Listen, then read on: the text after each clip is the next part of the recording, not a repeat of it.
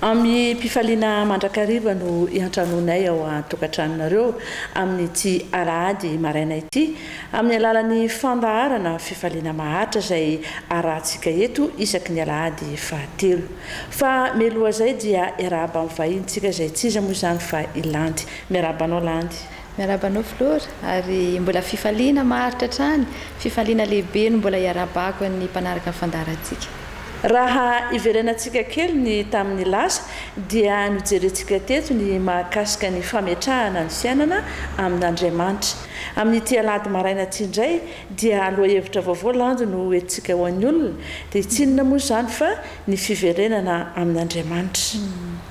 Nahoana tokoa moa lando no tsy maintsy miverina amin'Andriamanitra tsika ary tahaka ny ahoana ny fomba iverenana amin'Andriamanitra. Inona no manery ny fiainantsika olombelona ka tonga antsika miverina amin'Andriamanitra.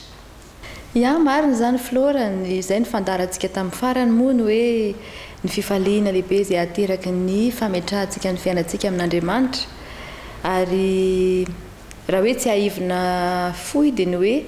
satria maro ny zavatra izay mety afaka nametrahantsika ny fiainantsika kanefa tsy nampandroso na tsy nahitantsika fahombiazana tsy nahitantsika fitsaharana teo amin'ny fiainantsika. Ka raha isafidy loha hevitra vaovao tsika androany dia ny hoe ny fiverenana amin'Andriamanitra ny fifaliana izay azonao vokatry ny fiverenanao amin'Andriamanitra dia mety manontany tena ihany ny sasany hoe nahoana moa tsy maintsy hoe miverina amin'Andriamanitra na hoe miresaka fivavahana foana no resahana dia mbola hoezahantsika ho azavaina eto izay Flora androany. Ny tsara tsahivana moa landy izany atao anatin'ny fandaharantsika dia mitady fifaliana mandrakariva itsika ary tsy hoe fifaliana izay efa hazony izao tontolo izao fa ny fifaliantsika manana an'i Jesosy ao amintsika. Izay indrindra angamba no antony nakatsika ny ty lohahevitra vaovao ity dia ny fiverenana amin'Andriamanitra.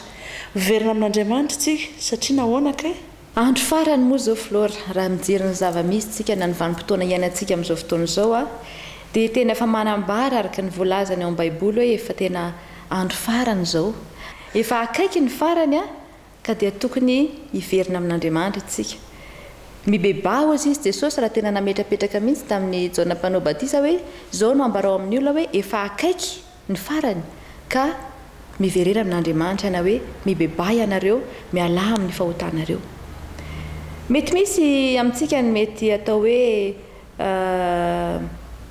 mety mahita an'izay lohahevitra izay somary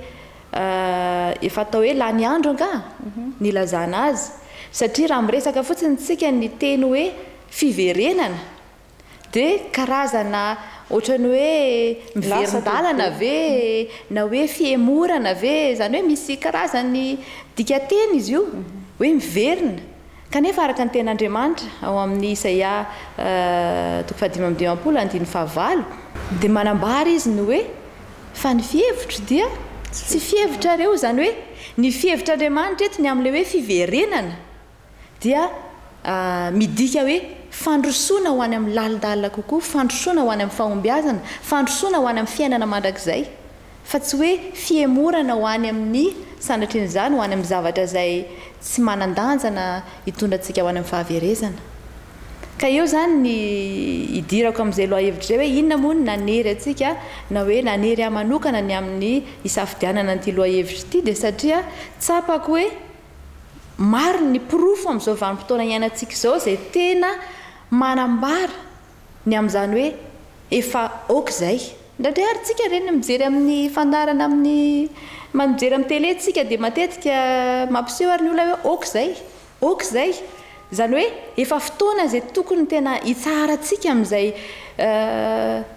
fanalavirantsika an'Andriamanitra izay amin'izao vanim-potoana izao satria fantatsika fa maro ny pirofo na dia atao hoe mijery an'ireny gazety ireny ary tsika na mihaino radio tsika na aiza ilay atsika dia hitantsika fa tena efa misy marika manam-pirofony amin'izany hoe ao anatin'ny lalan'ny fahaverezana ny olona, ao anatin'ny lalana izay iverin'ny olona fa ho mety kanefa mirona makany amin'ny fahaverezana. Fotoana izao izay tokony hiverenantsika zanak'olombelona rehetra ny amin'izany hoe loharano ny piorantsika dia Andriamanitra namorona asy anao zany. Nambaranao teo landiny amin'ny hoe fiverenana sy ny dikateny maromaro zay mahalaza n'izay fiverenana zay. Ny zavatra tsy tokony adonoina landy raha ohatra ka hoe Madagasikara manokana no jerentsika dia betsaka ny kristianina. Zany hoe saika miditra am-piangonana avokoa zany ny akamaroan'ny olona. Dia eo indrindra ngamba no hitako hoe le fiverenana amin'Andriamanitra ve midika fa tsy miroso amin'izay ve le olona satria sarotra ihany ny hoe amantatra hoe iza ny ao ka iza ny tsy ao. Dia eto amin'ilay loha hevitrintsika nefa dia milaza hoe ny fiverenana amin'Andriamanitra tsy efa mahadika ve ny habetsahan'ny olona izay efa miditra am-piangonana ankehitriny fa tsy tokony any ivelany indray ve no tomina hiverina amin'Andriamanitra. Efa maro tokoa ny kristianina raha eto Madagasikara ny jerena. Raha miresaka amin'ireny misionnaire ireny ianao dia tena gaga hoe na zareo efa tena gaga hoe inona tsony moa zany mbola ataonay aty aminareo aty, inona ny mbola hitondrana ny filazantsara aty nefa ny raha ny any am-piangonana any aminay any an-dafy any ozy izy raha manisa olona ianao miditra ao am-piangonana efa isana amin'ny ratsan-tanana. Efa atao hoe misy ara tena tsy misy ary misy efa tena mivadika ho trano fandihizana ny fiangonana, misy efa tena hoe atao trano fivarotana. Kanefa eto amintsika dia mahagaga anjareo hoe tena maro. Amin'ny lafiny iray sady mahafaly ilay izy hoe feno ny fiangonantsika, feno ny kristianina. Na miresaka amin'ny télé ianao, mihaino amin'ny télé dia hoe maro ingeny mpanompon'Andriamanitra ao amin'ny fitondrana, ao amin'ny orinasa samihafa, hita daholo hoe misy kristianina any. Fa eo indrindra zany no mahagaga hoe inona no mahatonga ny fiainantsika zanak'olombelona ho tonga amin'izao fahoriana lalina izao. Hitanao reny hoe miteny ny olona any ambanivohitra miteny zao ohatra hoe dia efa tena tsisy tsony ny filaminana. Matahotra lava ny olona, zany hoe miaina ao anatin'ny tahotra ny olona amin'izao fotoana izao. Lasa tena efa karazana fiainana ho an'ny olona mihitsy ny lasa mangalatra. Hitantsika reny fiainana any atsimo reny, mangalatra ny ombin'olona, mangalatra mamono olona, efa ohatrany hoe efa zavatra tsy mampihafahafa ny olona tsony zany amin'izao fotoana izao e. Ary za mino filora fa misy amin'ireny mivavaka saingy misy le hoe arovy Andriamanitra fa andeha angalatra androany, arovy mba tsy ho tratra, ohatra zany karazana sangisangy zary-tena. Fa ny tiako tenena zany hoe inona le antony mahatonga an'izay le hoe na dia efa maro aza ny ao am-piangonana, maro no miseho ety ivelany hoe mivavaka kanefa ny zavatra iainantsika tena tsy izy mihitsy. Dia eo dia hiditra amin'ilay misy ohatra anankiray izay voalaza ny ten'Andriamanitra ao amin'ny Matthieu 9:29. Sary anankiray izy ity filorany amin'ny hoe io moa tena anisan'ny hoe lohahevitra tena nafinaritra zany hoe ary nitarika aho amin'izay le hoe fiverenana amin'Andriamanitra izay. Raha mamaky an'io tsika afaka mamaky moa ianao rehefa avy eo hoe mankanesa ty amiko ianareo izay miasa fatratra sy mavesatra entana fa izao hanome anareo fizarana. Mankanesa ty amiko zany hoe raisiko karazana misy fanasana lehibe ataon'Andriamanitra amin'ny olombelona rehetra. Raha mitenitsika eto hoe ohatra raisintsika hoe fety toerana anankiray izay anaovan'i Jesosy an'ity fanasana ity. Mankanisa ty amiko ianareo ozy izy. Izy amin'io zany no manasa. Ohatra amin'ireny olona andeha ana am-piangonana teneninao teo. Mankanisa ty amiko zany hoe maro ny olona izay mankany am-piangonana. Saingy tsy dia tena le hoe iona amin'i Jesosy no andehanany any. Tsy dia tena le hoe andeha hitady an'i Jesosy ny andehanany any. Na hoe hitady fitsarana araka ny teninao izay. Fa maro ny olona izay manaiky mandeha makany fotsiny izy, makany am-piangonana, fa tsy fantany hoe iza no tena hiantefan'ilay antsony. Anisany ve izy sa tsy anisany? Misy ange maro ange ny olona filora mandeha makany am-piangonana fa tsy mahatsapan'izay. Hoe za ty nge tena asain'Andriamanitra, inona kay ny antony anasany an'ireo olona ireo? Ary iza ny karazan'olona zany hoe inona no toetra na hoe karazana kritera na qualité an'olona izay ilain'Andriamanitra amin'izany fanasana izany. dia zasy ianao izay mijery ny havanao ny mpiray tandrazana amintsika ny olombelona rehetra tsy ankanavaka izany hoe ny fanasana ataon'i jesosy eto dia tsy ho an'ny kristianina rery ihany na hoe izay miditra am-piangonana rery ihany fa ho antsika rehetra izay mahatsapany izay le hoe reraky ny fiainana mahatsapa hoe tena ritra loharano ritra ny ilazako anazy. Raha mahita ny akamaroan'ny olona miditra ao am-piangonana tokoa ianao dia mametra-panontaniana hoe anao inona.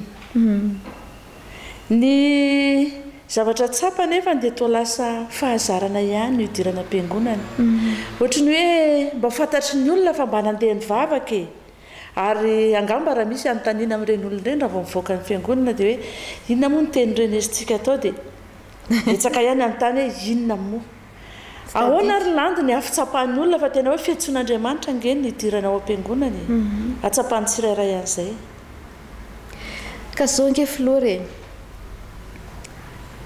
misy teny le olona niresaka tamiko izay hoe tena mahafinaritra be ozy mahita anareo any Madagasikara tena hoe feno ny fiangonana fa ny zavatra tsapanay ozy dia ohatrany hoe mameno ny toerana antsika fa ny fotsika tsy lalipaka ny tenin'Andriamanitra tsy tafiditra lalina ao anatintsika dia ohatrany nahatonga sainana ilay izy hoe inona ny anton'izany. Raha mijery fotsiny ianao amin'izao vanim-potoana iainantsika izao dia anisan'ny tena atao hoe manana toerana sahady toerana mahafinaritra na toerana tsara zany hoe olona mandeha mivavaka izany. Saingy indraindray rehefa tonga any amin'ny verina any an-tokantrano ny olona izay avy nandeha nivavaka dia ohatrany misy feony ankizy ao an-trano na feon'ny olona any an-trano milaza hoe miteo izany hoe ohatran'ireny feon-dakilozy izay milaza hoe tia nandeha nivavaka ohatr'izao ny lehilahy teto ny verina avy nivavaka avy anam-piangonana izy vao mainka ary ohatrany misy pira na hoe vao mainka ohatrany zava-doza ny toetrany na ny fiteniny na ny fietsiny avy anam-piangonana fa naninona ary ohatra mampatsiahy zavatra anala any izay teninao izay satria rehefa tonga ao am-piangonana ilay olona eny hoe présent izy ao tena présent hoe tia eto fa tonga saingy rehefa tonga ao izy lasa absent indray izy amin'ilay tenin'Andriamanitra be dia be ny zavatra misafotofoto ao anatin'ny sainy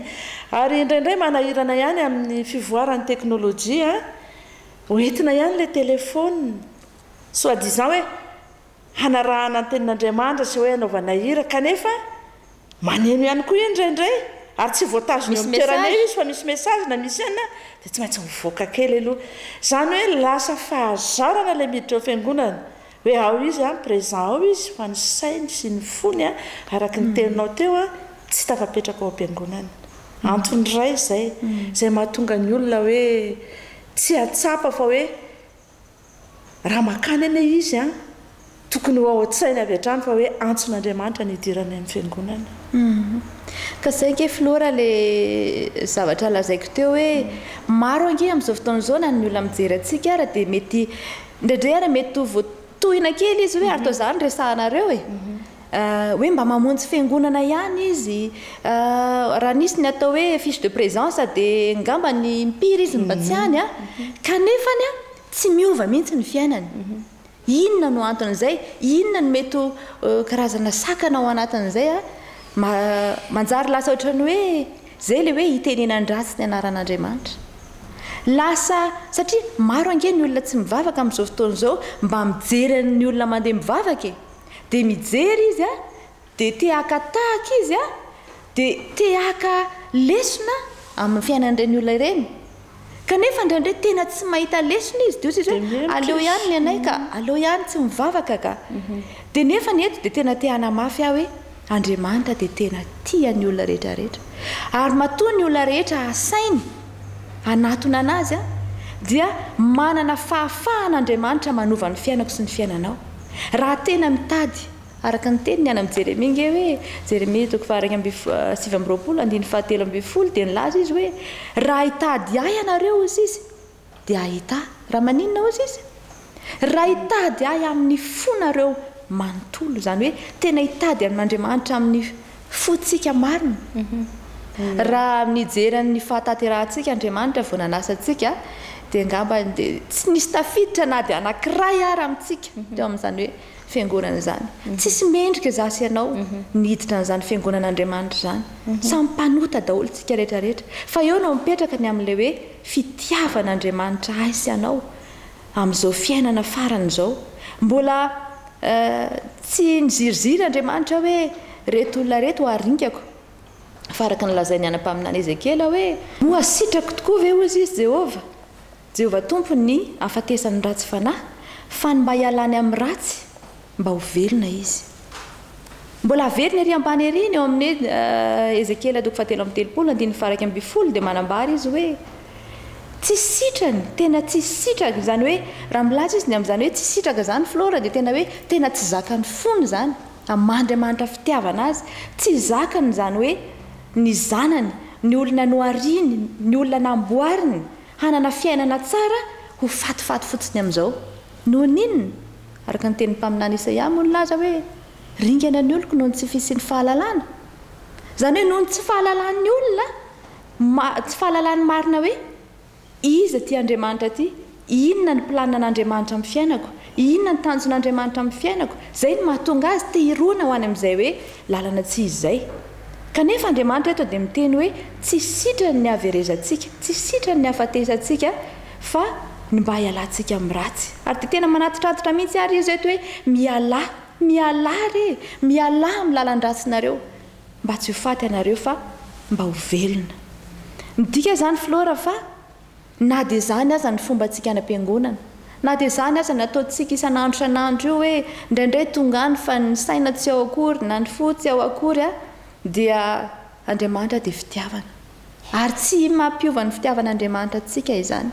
fa miezaka foana izy ary zay no antony mahatonga tsy ny hoe nijanona tao amin'ny lalàna fotsiny tao amin'ny filazan'ny testamenta taloha fa